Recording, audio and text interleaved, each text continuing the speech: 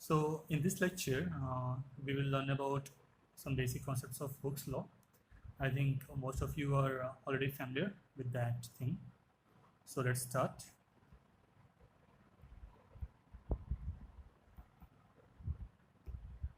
Hooke's law.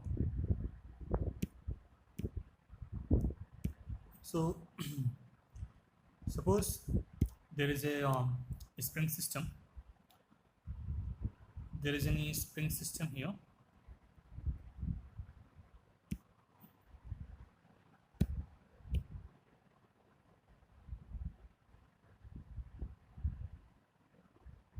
So this is a spring system, and this spring system is subjected to any force F in the right hand direction, and due to this applied force, it has moved by some distance from its initial position. So suppose its initial position is this much, and it has moved to there is some displacement in x direction, that is along x-axis, and due to this applied force, there is, so in order to oppose this force F, there is counter force which is called spring force acts on this spring system to bring back the spring to its initial position. So what is the important takeaway from this whole thing? So important takeaway is that this spring force is directly proportional to the displacement, that is x, that is change in length. So let me write all this thing. So here Fs is the spring force. Here, yes, Fs is spring force, and x is change in length. X is change in length, and here this, and here this negative sign indicates that spring force will always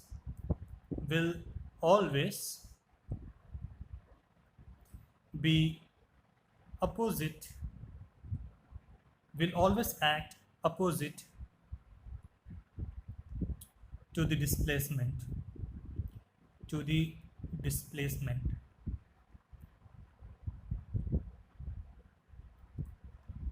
So after removing this proportionality term, we are going to get Fs is equal to Kx.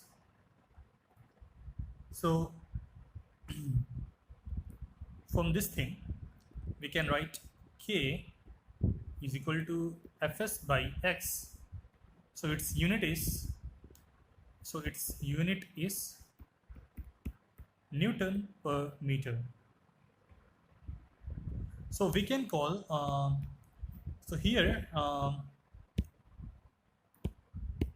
here K, we can call K as, a spring rate,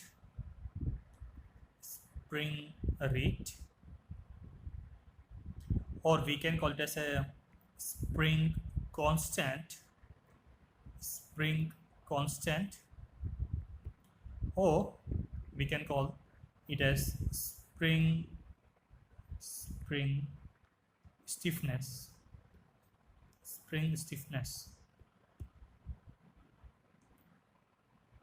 So let's define its definition. So what is its definition? So let me erase this whole thing first.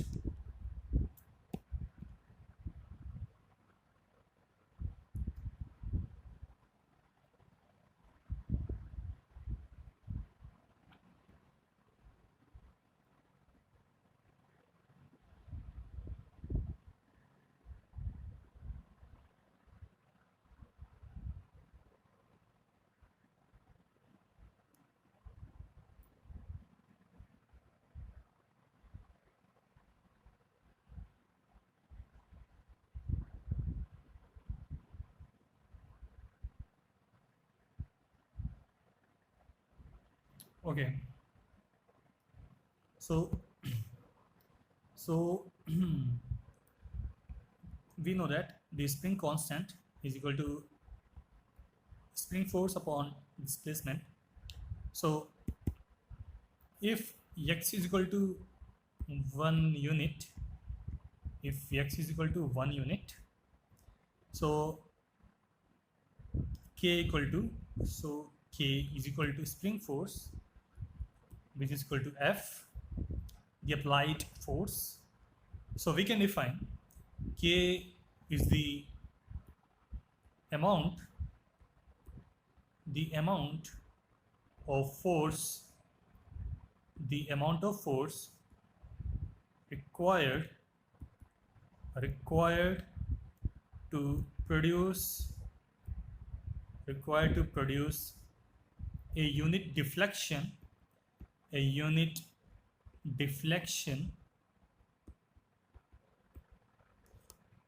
in a spring. So it is called as as a spring stiffness, as a spring stiffness. So now in case of torsional spring, so torsional spring is let me plot it first by erasing it.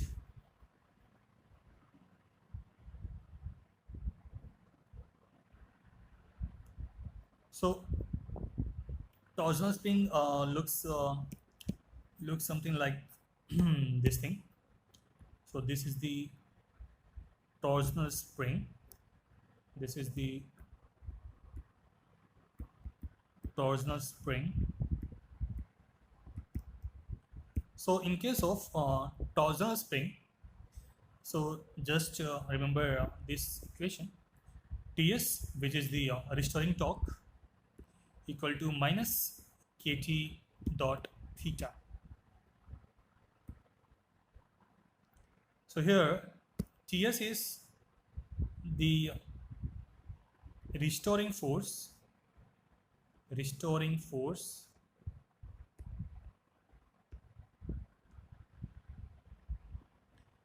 Kt is the torsional stiffness. Kt is the torsional stiffness,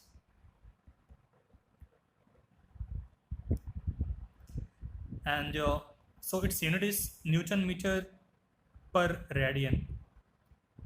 Newton meter per radian, and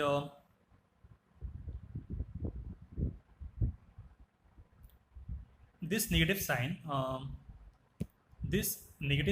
means that it is in opposite direction.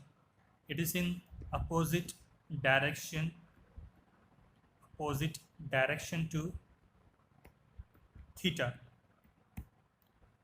So this is the whole concept regarding in case of torsional spring.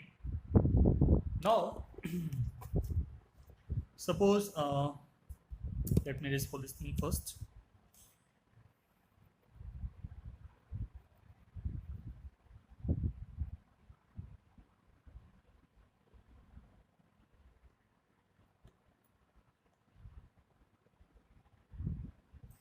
So now suppose there is a bar.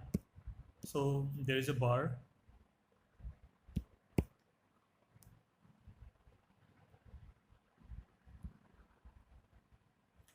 There is a road here, and it is subjected to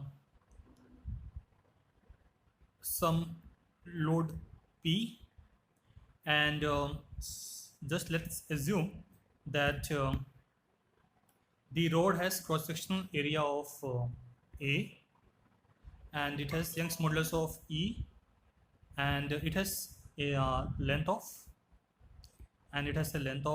L here. So we can just replace this system with the spring system. So let's substitute with this system, with the spring system. So we can just see this as this thing.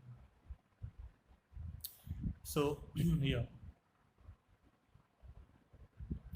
so here this spring system is subjected to some force, applied force F. So we know that the restoring force, so there is some restoring force in this direction.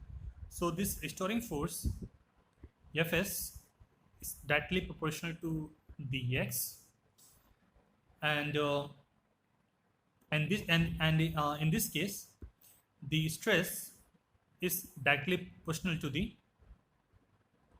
strain, that is up to the that is up to the proportionality limit.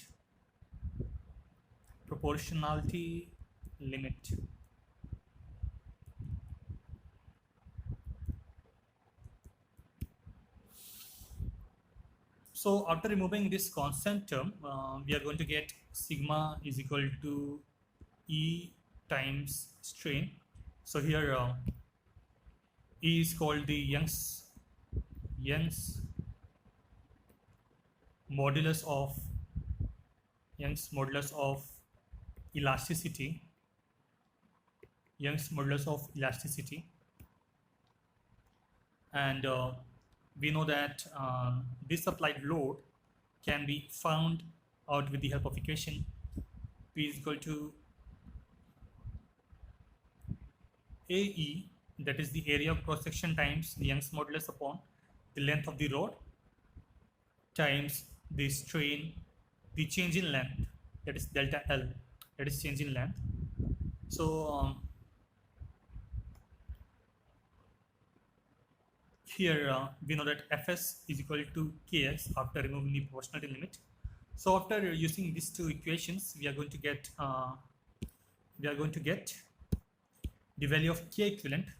So the K equivalent is equal to AE by L.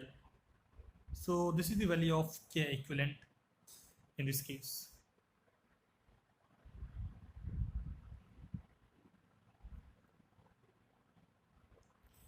So this is the K equivalent value in this case. So we can observe that the let me just hold this thing first.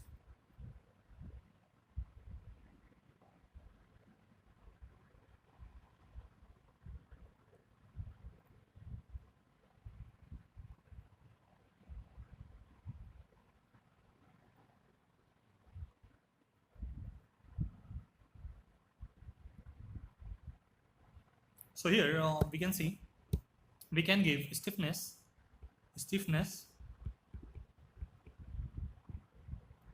is equal to rigidity upon length. So if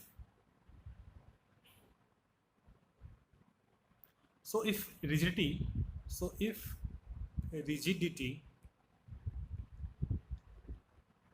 that is AE term is equal to constant, so this means that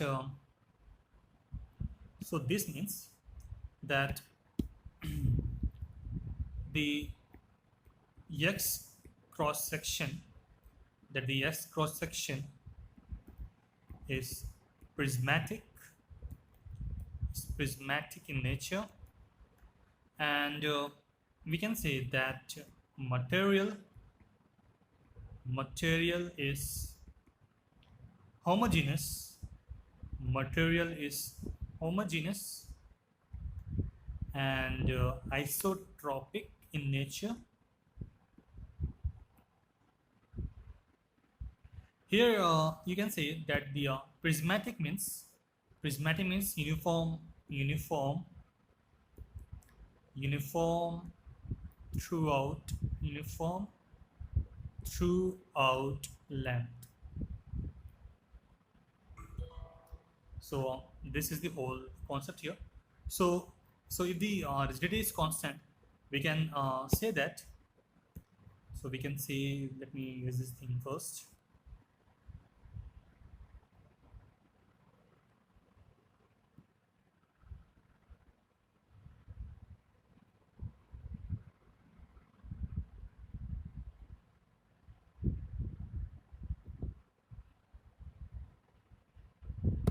So if rigidity is constant, we can say that stiffness is inversely proportional to the length.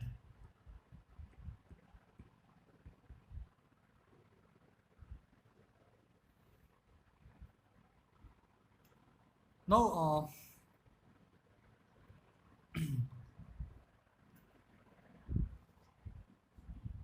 you should remember that spring stiffness that spring stiffness is not a fundamental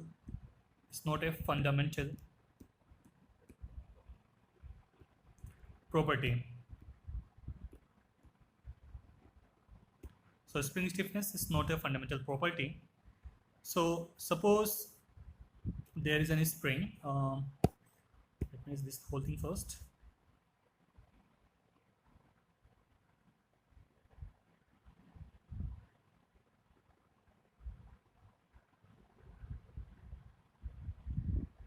So suppose there is any spring here. So this spring has a length L, and it has the value of spring constant K. Now we are going to cut this spring in two parts. Cut spring in two parts. So after cutting, we are getting like these two springs. So the value of the stiffness is now 2K for the first cut and 2K for the second cut, and its length is L by 2 and L by 2. So the keep in mind stuff is now, let me read this whole thing first. So the takeaways, so the main takeaways, okay, so the main takeaway is that if a spring length is divided in a ratio x by y, then the stiffness of each part will be in a ratio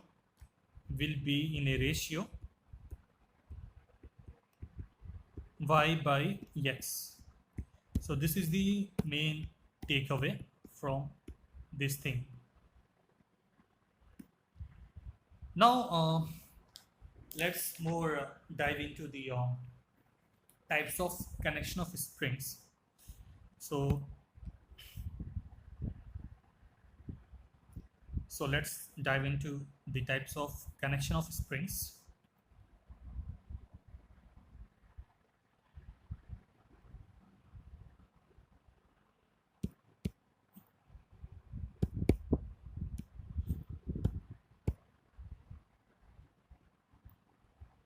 Connection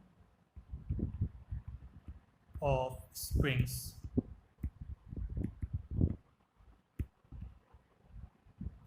So the first type is a series connection. So first type is a series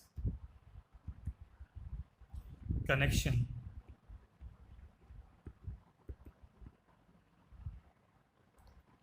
So the whole arrangement looks like this. So this is the spring 1 and this is the spring 2 mounted to some load of block of mass m. So the first spring has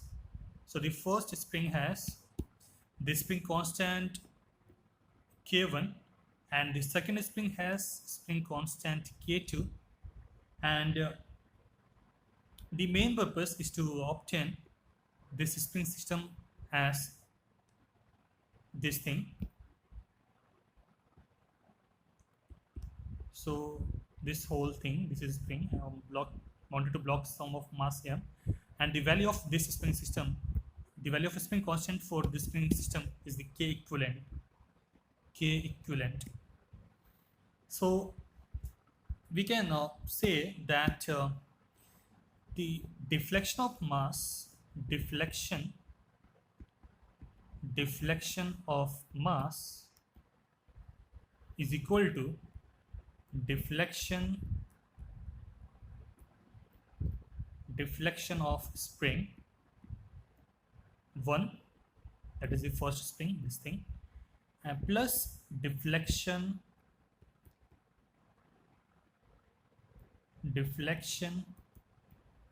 of spring 2. So we can say that del of mass, that is deflection of mass, is equal to delta of del of spring 1 plus change in deflection of spring 2. So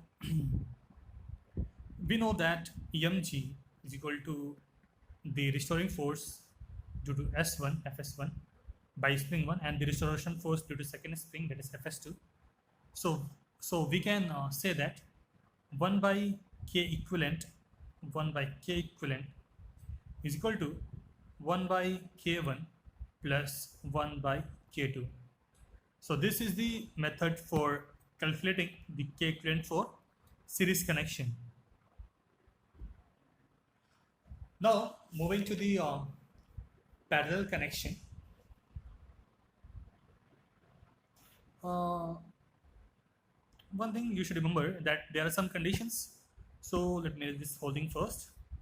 So the main takeaway for series connection is that, so let me write this thing after this thing first. So the main takeaway is that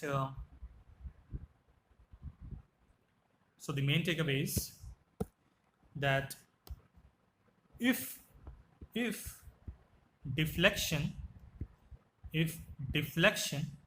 of springs are cumulative and forces in springs are equal, then the spring system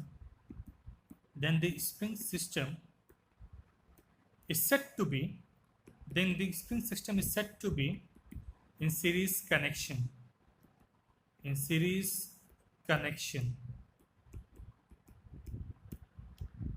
Now moving to the second type of connection, that is parallel connection.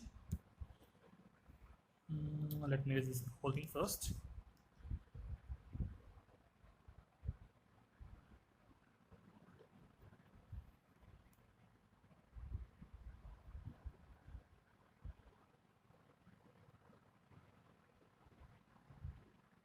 Okay, so now coming to the parallel connection.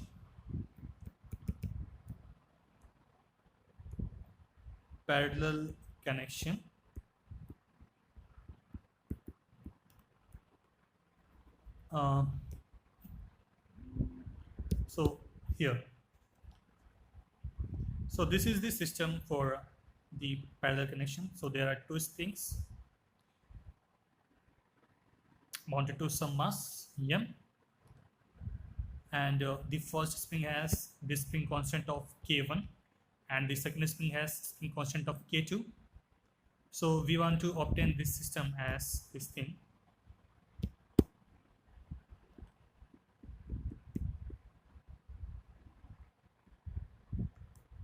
So this is the K equivalent. So we have to make assumption that mass remains horizontal. So so deflection is mass, that is del mass is equal to if deflection is spring 1 is equal to deflection in spring 2.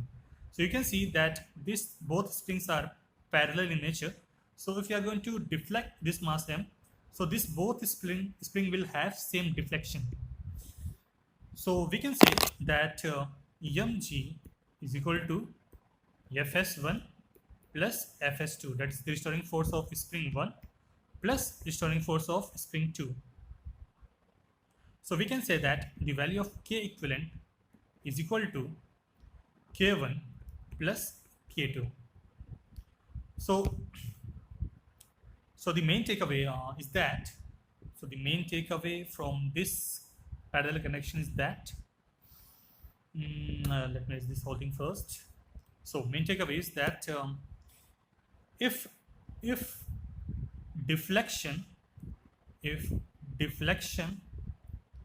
of springs, if deflection of springs are same in magnitude,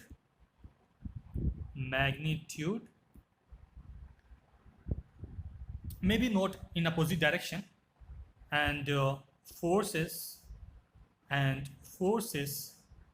in springs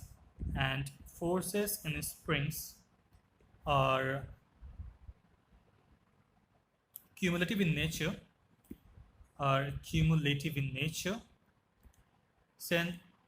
then the spring system